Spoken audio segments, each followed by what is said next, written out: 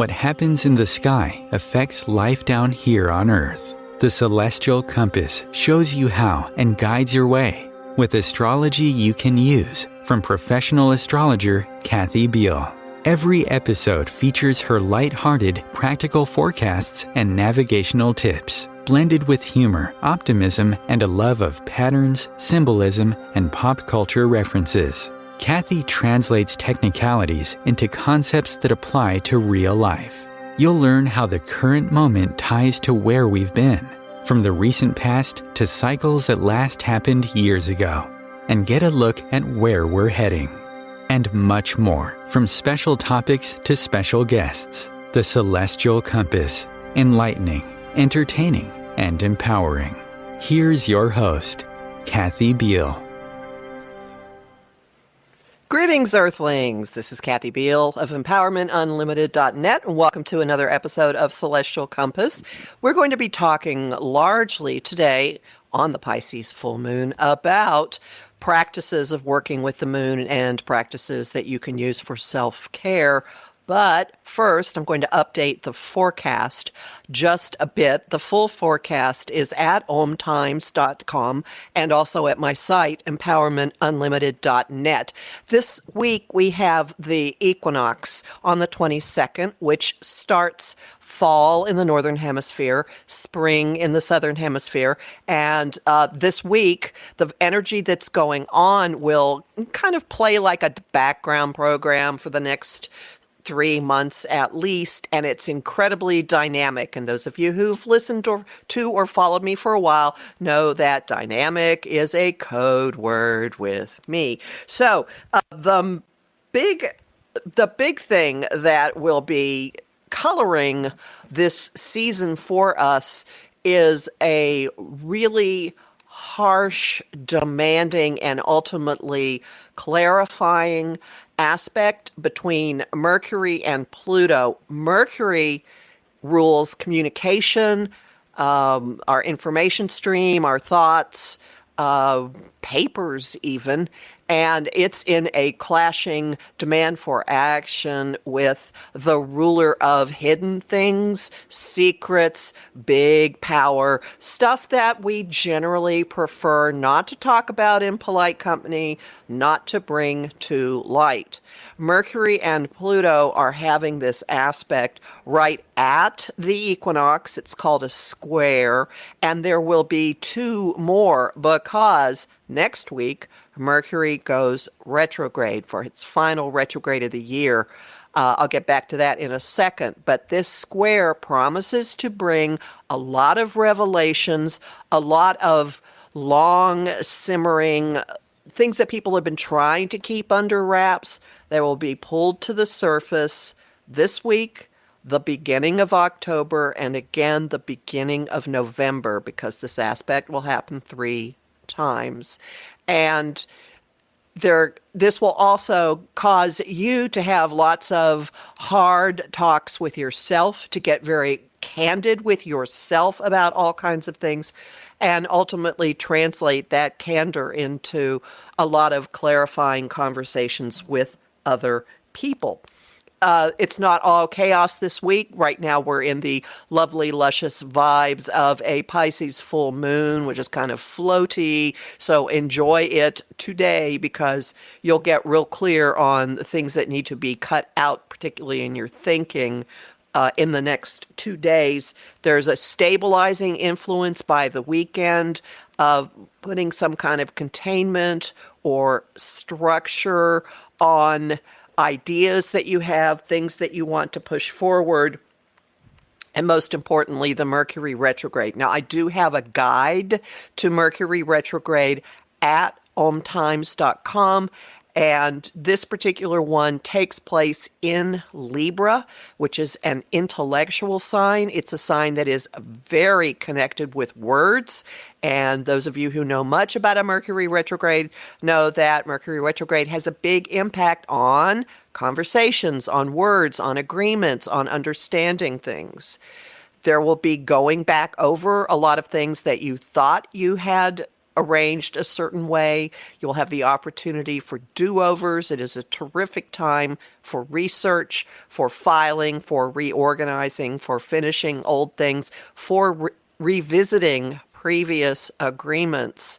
There's a possibility for lots of confusion, for the new stuff, for people having conversations where they're using the same words, but they attach different meanings to them.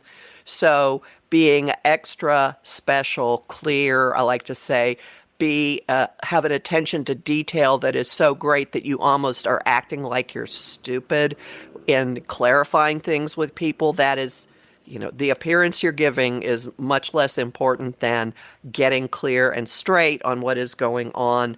Mercury is retrograde from the 27th until October 18, so it will be a big factor for the beginning of next month as well. And it brings with it this influence that I mentioned of secrets coming out, revelations getting really clear, and also ultimately stripping down and streamlining your thinking. So you may find as you go through this that there are certain topics that you're simply done with, certain conversations that you just will not allow back into your life, and just certain places that your mind has traveled that aren't where you want to be anymore. And so we'll go more into that when we get to October coming up. But now let's talk about the moon. And we're going to talk specifically about some ways of working with each phase of the moon, not just the new and the full moon, which most of us are familiar with, but with all 8 phases. And to help us do that, I have with us today Xan Palay, who is creative director of Lunarly, people whose job has them working with the moon.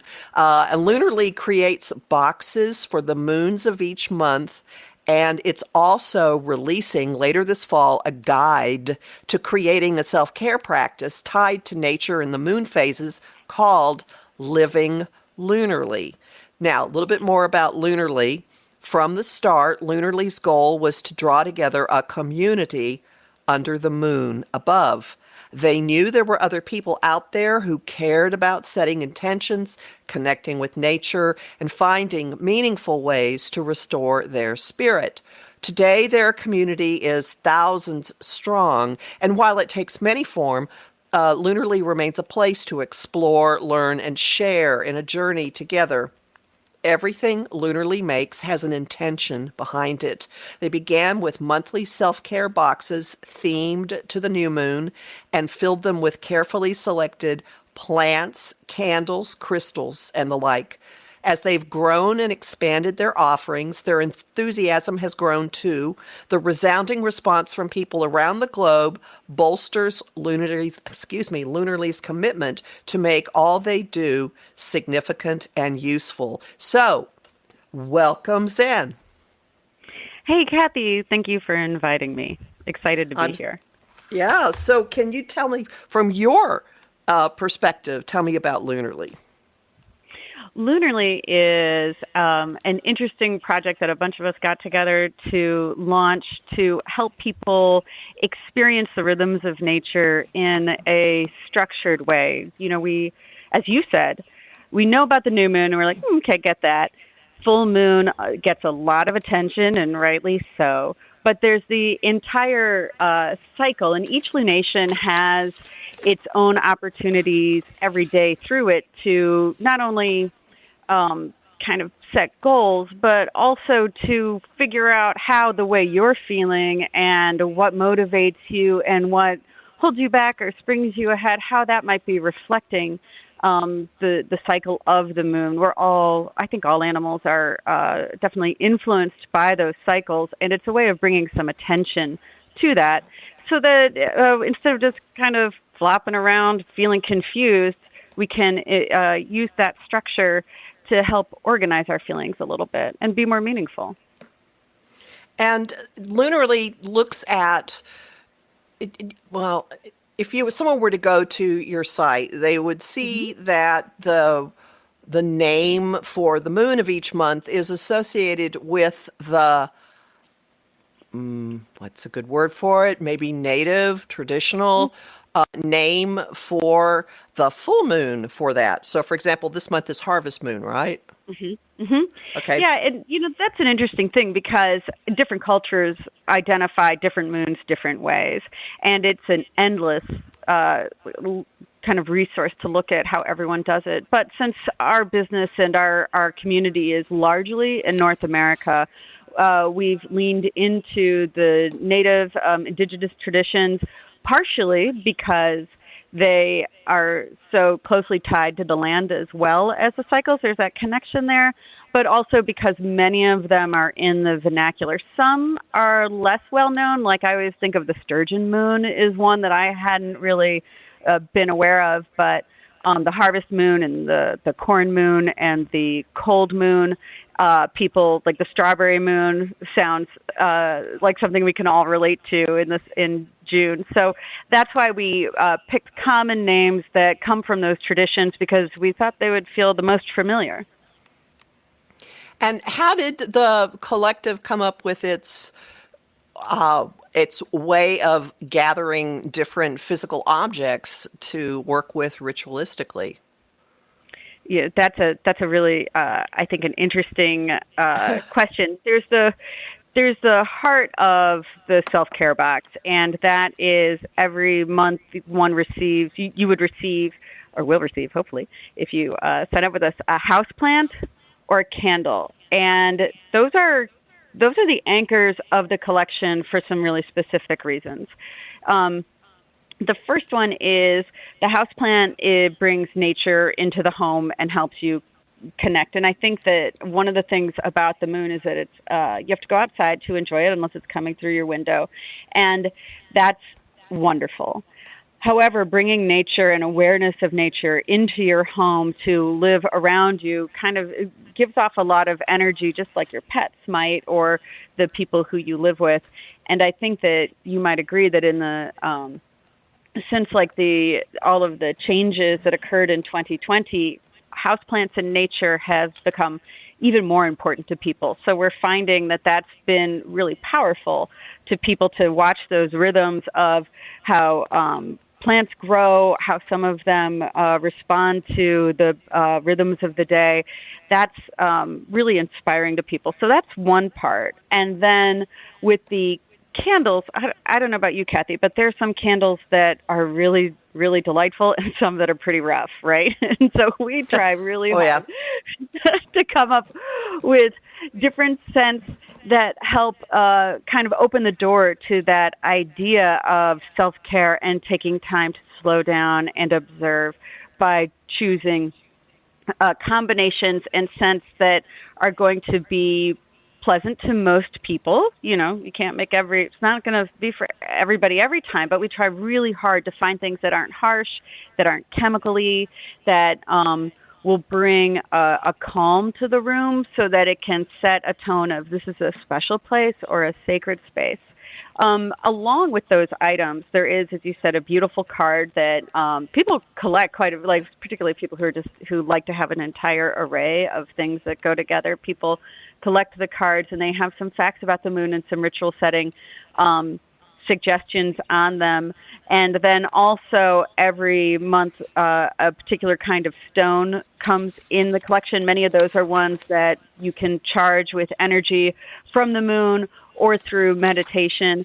And then then we also have a self-care item, and the team gets together and talks about what they think is going to be useful. And it's been everything from, say, sound bath tools like a beautiful singing bowl, or jade, the jade, I actually am forgetting the name of it, but the kind of stone that you use to smooth your skin. I'll tell you, I really love that one.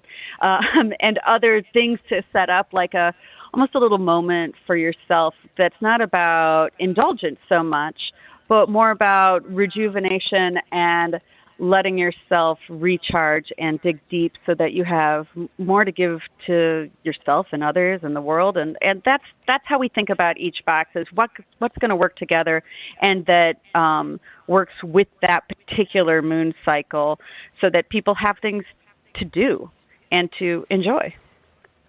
And you target it to, well, the idea is to start with the new moon of the cycle. Correct. And do things throughout it. All right. Now, I noticed that in the guide, I've seen an advanced copy, although it's not available yet. You do talk about 8 phases, which is more than most people even. I mean, they might know about 4 phases: the new moon, the first quarter, third quarter, full, that sort of thing. Is this something that you actually guide people toward paying attention to, that much detail every couple of weeks? Yes. Well, certainly in the book we go deeper. In the box, it gives you the outline of the new moon, how to set intentions that reflect the theme of that moon if you want to do it that way, and then the full moon. In the book, it does go. We have exercises that will take you through the whole journey, so that you can start with the new moon. And that is, it's interesting. You probably, know this better than I, that when there are new beginnings, it can be either exciting or a little bit scary. And it's interesting with the new moon because it is such a blank slate. And so we talk about this as being the best time to set clear, achievable, and specific intentions for yourself at that time. And there's we talk about the intention, and affirmation. Yeah. Hold that thought. It's time for a break. We'll start up with this right when we come back. Thank you so much.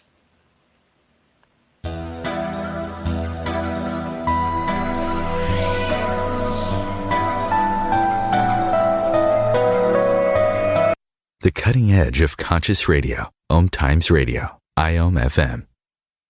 Being a radio host on IOM FM allows you to build your show on a rich platform with the power of the internet to fulfill your outreach goals and connect with a very specialized and global online audience, unlimited by time and distance. OMTimes Radio will provide you with web relevance, a recognizable conscious brand, and with the standard of excellence that has accompanied every single OMTimes endeavor. Host your show with OMTimes Radio Network.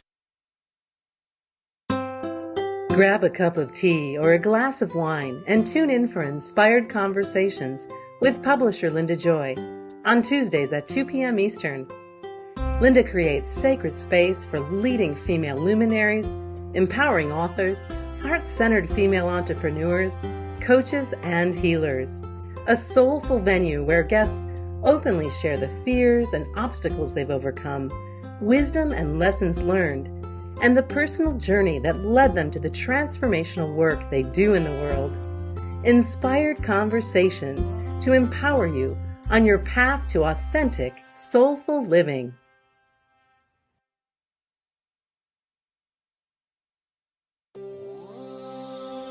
Want help with your own celestial compass? Visit my site, empowermentunlimited.net, for Astro Insight forecasts for each week, month, and new and full moon. Want to explore the personal impact? Make a decision? Understand another person? It is possible. Click the Services tab to book a personal session with me.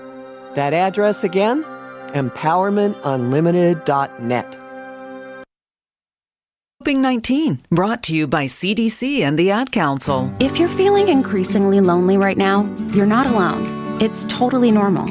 Even though we may not be able to get together in person, connecting virtually with friends and family still gives you a chance to interact with people and may help raise your spirits. Join a virtual book club, set up group text chats, or online video coffee breaks with coworkers. Find more self-care and coping tips at coping-19.org.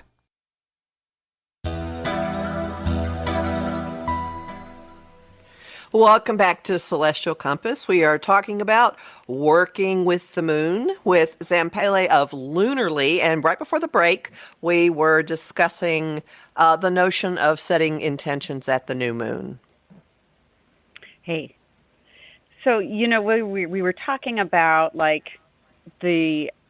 about setting intentions in it. Lunarly, we don't see it as just like the power of positive thinking, but more a way of setting an intention that builds you up and makes you stronger to be able to do the things that you want to do. And just like if you and I wanted to start training for a 5K, we wouldn't say, okay, let's go run a 5K, Kathy, let's do it today. But we would take steps that would help us get into training, get up off the couch, get outside, start slowly, set some small goals, and move on to all the to every step that it takes to see those through. And the phases of the moon allow us to set intentions in a really similar way. So with the new moon, it's maybe a little unclear how it's going to go. Maybe we're excited, maybe we're nervous about those intentions. And then as it progresses through the stages, and as you were saying, they have lots of names that maybe aren't as common to all of us, like the Waxing Crescent, which is the very first phase after the new moon, and we see it as a time for planting seeds for growth, for really starting to define the intention in some specific ways. And then by the time the first quarter is there, it's a good time to start taking steps and taking some action to, like to use my metaphor of the training, maybe we start doing a run walk for a couple kilometers and going through that. And so with our exercises for each of these moon cycles, we take you through not necessarily every phase, but some touchstones you can use throughout the month, and you can time them yourself to go with those 8 phases to figure out how you're going to start at the new moon and then bring it all the way through to the waning crescent, which is, as you know, when the moon cycle closes, to be able to sit back and take stock of what we have done, and if we need to set the intention again, or maybe build on it, or turn to the left or turn to the right of that and try something else new. That's a very good description of it. All right. And just to segue slightly to the side, before we came on the air, you and I were talking about the moon being very much increasingly in the collective consciousness. I had mentioned that in my neighborhood, there is something now called a lunar fair that is occurring on the full and the new moons on a beautiful spread of land that's also used for live action role playing. But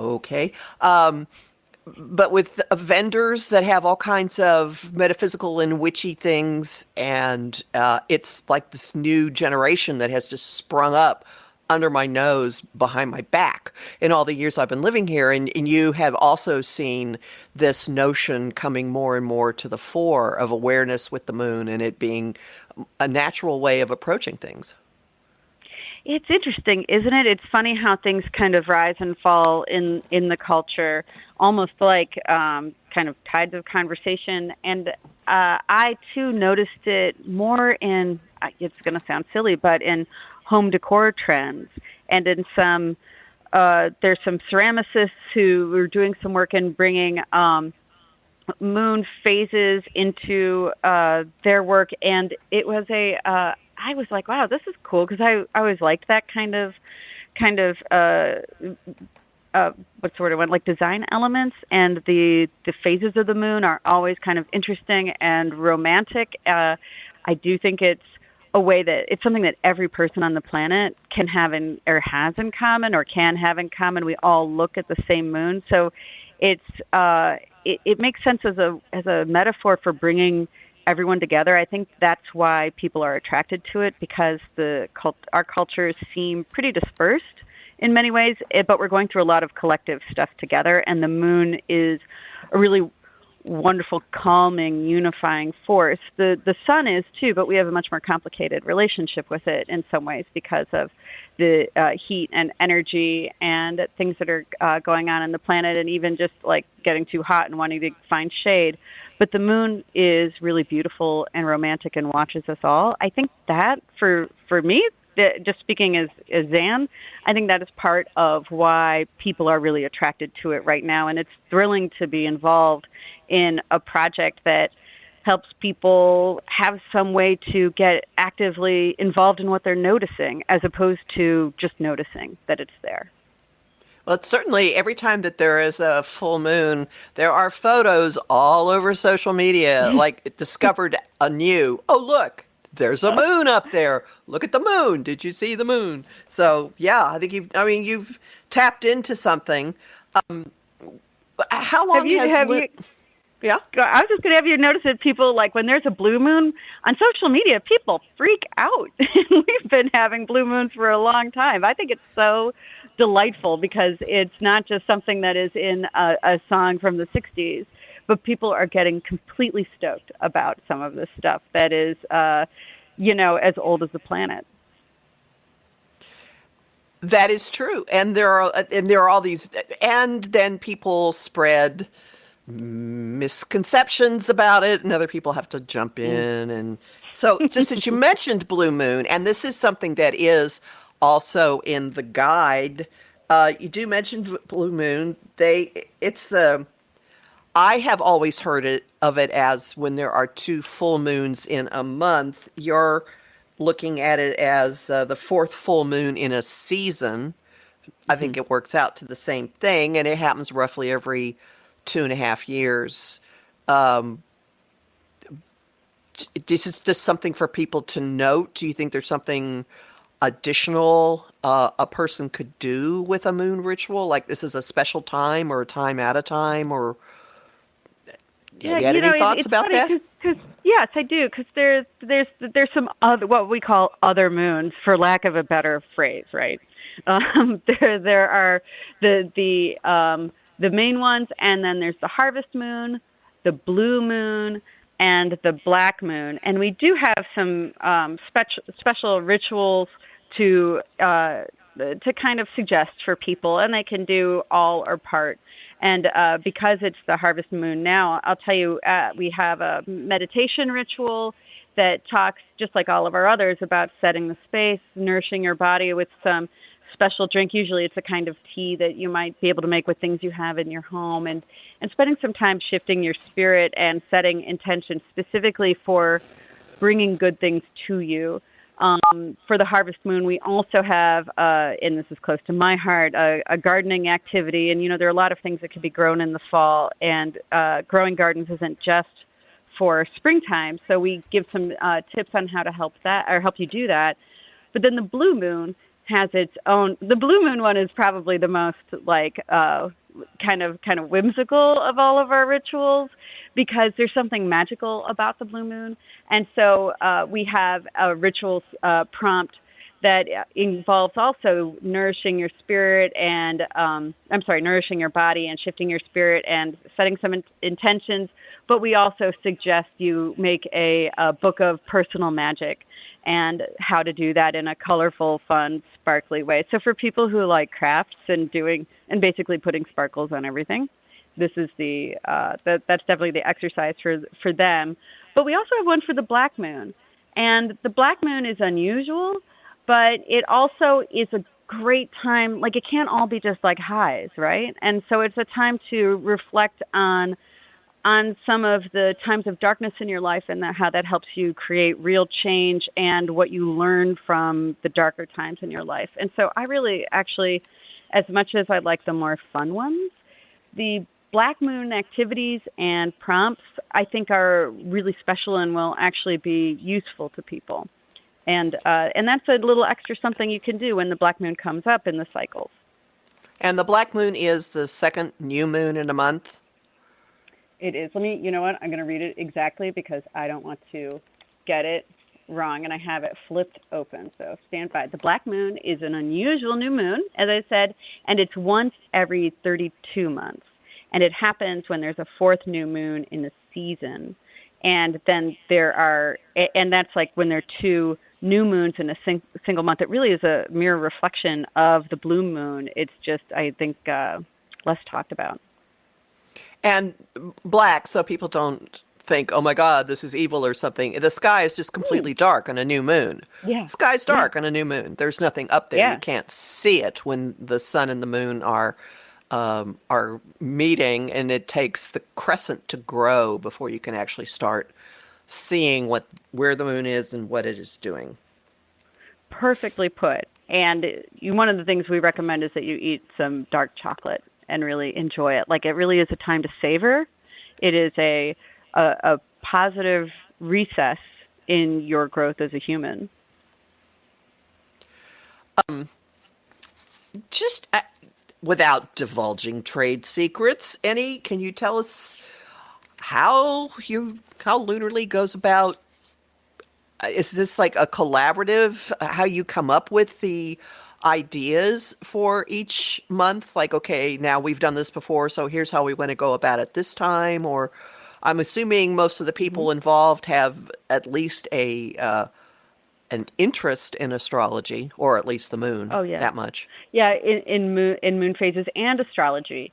And I think that's it's something that we work like anything that you might buy in a marketplace. We plan ahead. We plan a full year ahead, and then make small changes as we go. But we look at the themes of those common name moons that we just talked about, and try to come up with items that will have intrinsic value that are like. I mean, we do want to make sure that people of all stripes are able to, purchase these as gifts or for themselves, subscribe and get them every month, or even like a 3-month set. So we try to balance pricing it well as the quality of the items and the utility of the items. It's really important to us that even if you're a little bit surprised, like all subscription boxes, I shouldn't say all, but the fun ones, you don't totally know what you're going to get. So we try to make sure that it's like an act of discovery. So the plant, I have to say, every plant I've ever chosen and that we've shipped out has been beautiful. And the plants are great. The candles smell great. And then the gems and crystals are big enough. They're not like little chips. And we try to figure out how to give people, as I said, things that are useful and beautiful that they would want to have sitting out or to use in their like bathing routines and have out, or that they'd feel good about. And so that's the balance. Is the whole team steps back and talks about what it is that we're offering. And even though I'm mostly in charge of like helping build advertisements around it and explaining what we're doing, I get to contribute my sense as well. And, I talk to people who get it, like particularly my family members who get it. I'm like, what did you think of that? And stuff like that. And so we get feedback. We all talk to the people who use it, and the community gives us feedback. We have a big online community, and we hear from them and see what they're doing with, what has come in the box, and that like voluntary information helps us make the box better month after month. So is the community, is it a Facebook group? Is there some other place that it is? It is actually, it's interesting. It is mostly Facebook and some Instagram. And I have to tell you, Kathy, like when you like are hosting a party and you go into the kitchen to go get something and you come out and the party is just gelling and everybody is doing their thing and have a good time, and you as the hostess don't even really need to be like connecting everybody anymore. That's how the Lunarly community has grown, and we find it so we're so grateful for that because it has its own energy, and we feel like our mission now is to keep the quality of the information and of the tools to be, really high to honor that group, because it has its own it has its own dynamism now. And we have a lot of like Facebook Live events with different experts who lead meditation or other self-care rituals. We really put self-care in the not in the marketing sense, but in the true concern and spiritual nourishment sense at the forefront of everything we do. this is something that will be very interesting to look into. So the name on Facebook of the group is Lunarly. Yes, I can look it up while we're talking. I don't want to tell you the wrong URL. I'm not. I pop in all the time on my feed, so I want to get it right. Okay. So while you're doing that, I'm looking at the moons that we have coming up this year for the rest of the year. There's the Hunter Moon in October, the Beaver Moon in November, and the Cold Moon in December. I'm curious to know how the suggestions for the self-care rituals vary for those 3 moons, which might be beyond what you're prepared to discuss. Well, I think I can certainly look them up. So I think that the Beaver Moon is an interesting one. So let me turn to that page in our book. And I know you said you saw the book. It's really, one of my favorite things about it is it's really not only pretty clear, but it's really pretty, I think. Not that I'm fishing for compliments, Kathy, but I kind of am. I think it is a beautiful, beautiful book. Oh, and so if you go to My Lunarly, under the community, you'll see that that's where the followers are, and that's where our live events, like Lunarly Live sessions are. Okay, great. So what is it that you find interesting about the Beaver Moon? I think the Beaver Moon is interesting in some part because November is a funny time, right? Because you're not quite, in the United States, November is completely about like raking up the rest of the leaves and Thanksgiving. But from a celestial point of view, I think we're all kind of like thinking about it, and maybe I'm making generalizations, so correct me if I'm wrong, but we're thinking about the solstice coming up in December. All right, so I'm going to pause you right there, and we'll come back to this right after the break.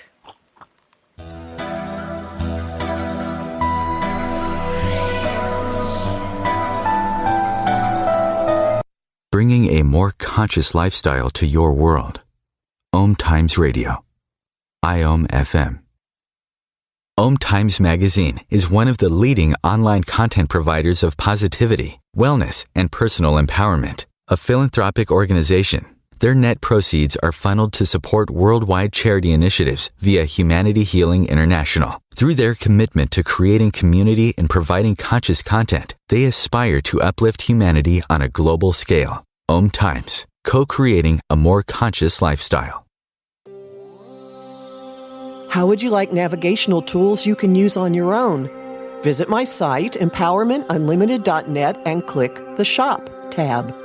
There you'll find lots of talks and guides explaining the big influences at work now, like Saturn in Aquarius and Uranus in Taurus.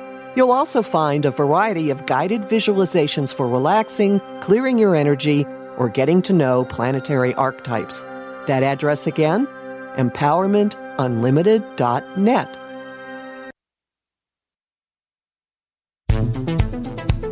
My name is Victor Furman. Some call me The Voice. I've always been fascinated with human nature, spirituality, science, and the crossroads at which they meet. Join me Wednesdays at 8 p.m. Eastern on OMTimes Radio, and we'll explore these topics and so much more on Destination Unlimited. If I could be you, and you could be me, for just 1 hour. If you could find a way to get inside each other's mind. Walk a mile in my shoes. Walk a mile in my shoes. Walk a mile in my shoes. We've all felt left out. And for some, that feeling lasts more than a moment. We can change that. Learn how at belongingbeginswithus.org. Brought to you by the Ad Council. Walk a mile in my shoes.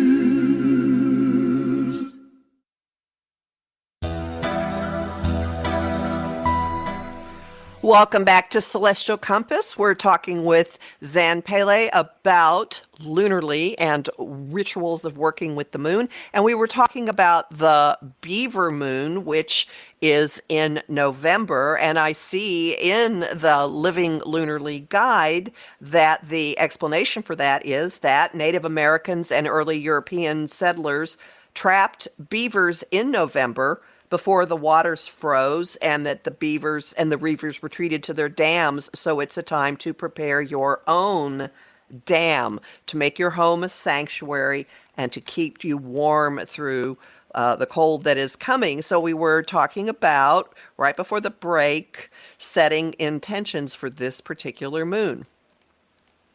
Yeah, and that is precisely right, and it is an interesting thing because November is in that weird in-between space in the cycle, in basically in our year, in our in the way most of us live, where we're kind of before getting into deep winter, and it is a great time to organize and find things that make you comfortable in your environment, where you can relax, reset, and recharge. And in the new moon ritual that we suggest, intention setting on focusing on the themes of the Beaver Moon, like sanctuary, home, and comfort, align with this lunar cycle. So, for example, like I was saying, the first thing that we do is set the space. So you can maybe rearrange your space a little bit, and that can be your whole house. That can be just the place where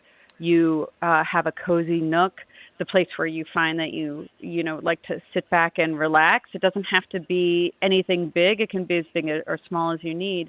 But you want to invoke beauty, light, and a variety of things that create a warm, snuggly, safe ambiance for yourself.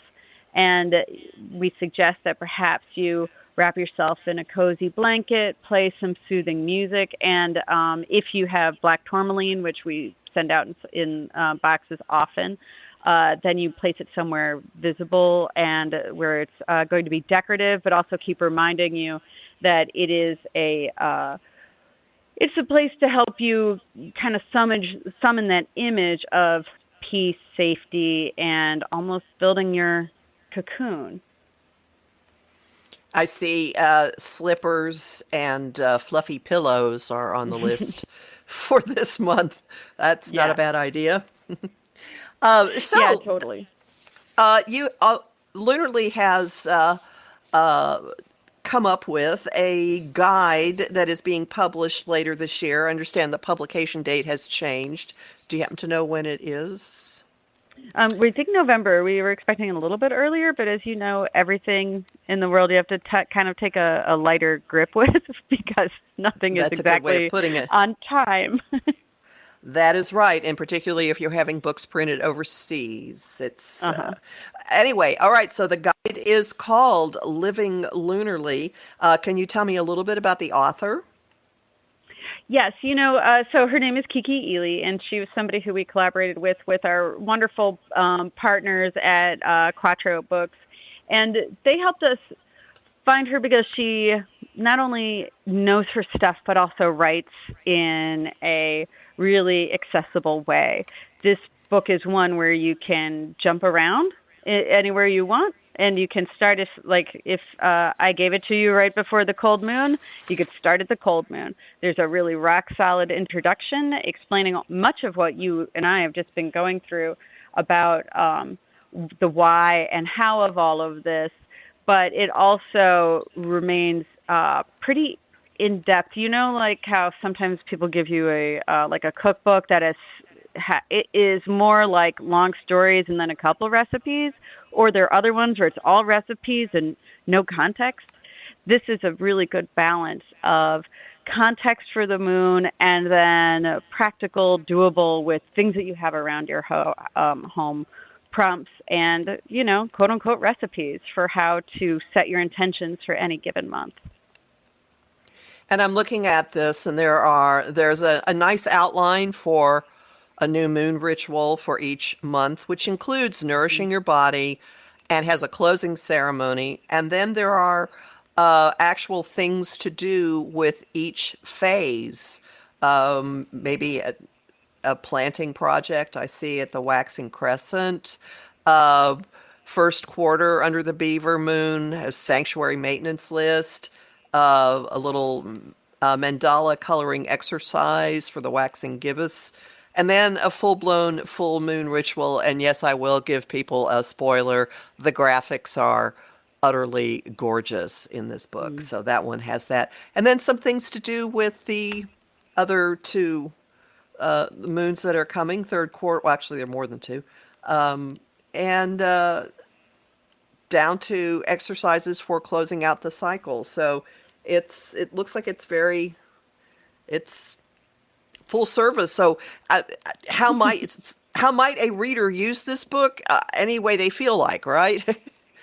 Yeah, it's a funny thing, and we also I think I don't want to say throw because it's not a throwaway thing.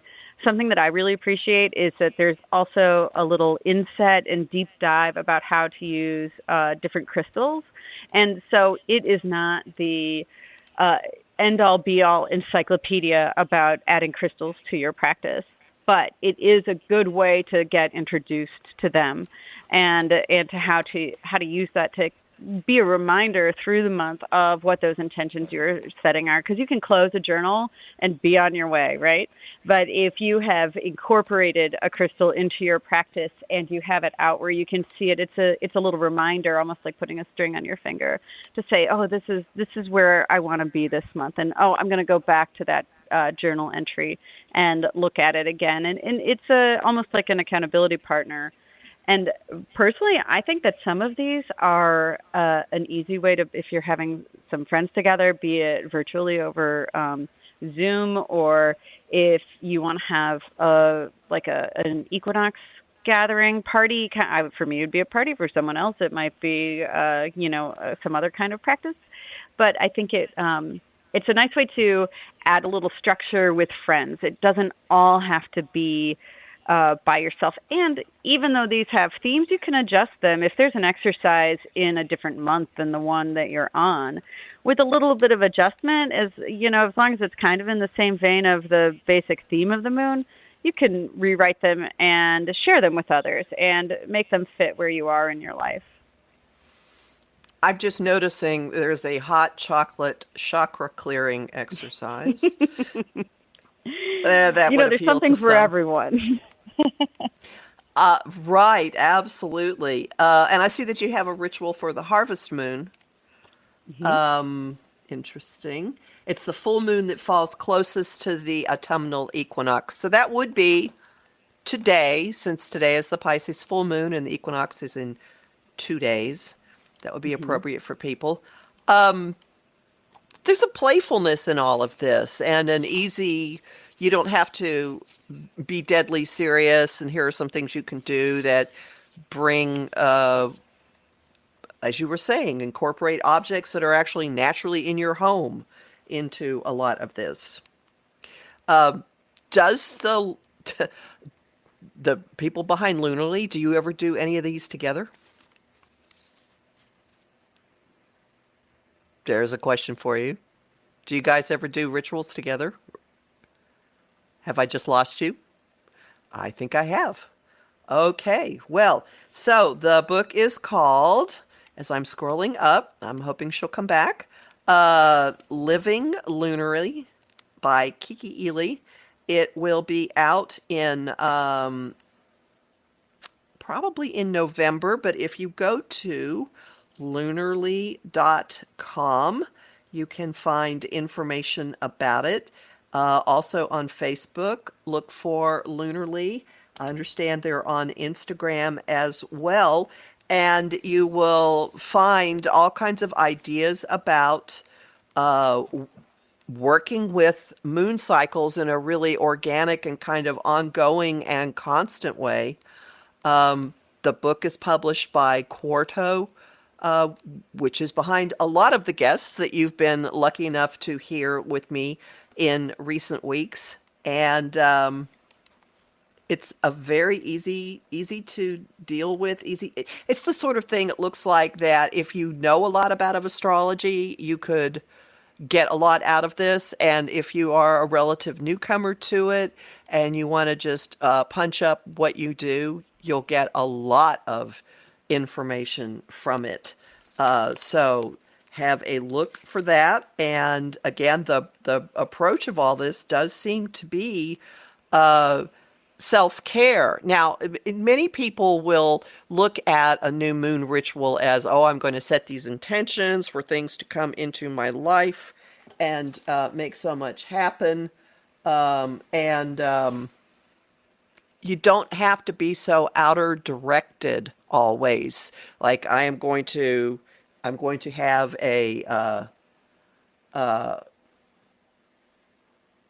I'm going to have this in my life. I'm going to make this amount of money, whatever. You can focus instead on,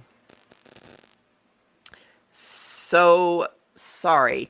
I'm getting distracted with messages from people about this. You can make your working with the moon a much more personal, restorative, and regenerative ritual and approach rather than simply saying to the world, I want to manifest this, which is what a lot of people do with new moon rituals. So I'd be curious if anyone does try techniques like this. There are various places you can find me, especially on Facebook at Empowerment Unlimited, and I would be very curious to hear what your results are with it all. Again, this month, we have the full moon today, the full moon in Pisces, which has to do with the interconnectedness of all life, with our fantasies, with our dreams, with our ability to escape. This is a really appropriate moment to kind of just float in time and see what comes up, and know that there are cutting tools nearby at your disposal that you can use to excise all kinds of things, and that information is going to start coming up and coming up and coming up as Mercury heads towards its retrograde. At the same time, Venus is in Scorpio, which is a really deep and intense sign. She was there a year ago. She was there 2 years ago. That's her normal cycle, but I mean at this time of year. So this may be a time for you to explore all kinds of things about past relationships. A Mercury retrograde always brings ghosts from the past, things that you valued in the past, things that were important to you in the past, and rediscover what has meaning, what really feeds you, and embrace that, and let go of things that don't. The links to Pluto are very good for that. The Pisces full moon is in an opportunity aspect to Pluto that precedes Mercury squaring Pluto. So this is a moment to float and then decide what stays with you.